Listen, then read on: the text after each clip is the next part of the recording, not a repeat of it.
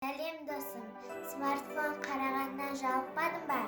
Кел, бірге кітап оқиық. Менің ұсынатын кітабым Қожа Насыр хикаялары. Қожа Насыр түркі халқының арасындағы аңыз тұлға. Оның сөздерінен философ, дана, әзіл қой екені байқалады.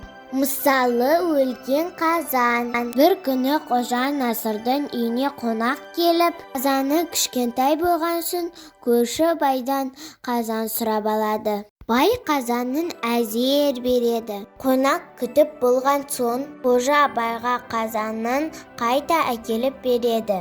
Әй қожа, қазанды сындырып тастамадың ба? Жоқ байеке, қазаным босанып балалы болды, деп өзінің кішкентай қазанын қоса береді. Ол Қожа Насырдың не айтар екен деп байды сынауы. Бірақ кішкентай қазанды өзіне қайтарып береді деп ойлаған еді. Бай тегін олжаға қызығып қазанды қайтармады. Қазансыз қалған қожа не істерін білмей, байдан тағы да қазан сұрап келеді. Қазаны екеу болғанына қуанған бай қазанды қайта береді. Бай қазанын 3 күн күтеді. Келмеген соң қазанын іздеп қожаға келеді. Ей, қожа, қазаным босанды ма? Дейді. Жоқ бай, қазаныңыз 2 күн толғатып қайтыс болды. Ей ақымақ, қазан өле ме екен? Дейді бай ашуланып.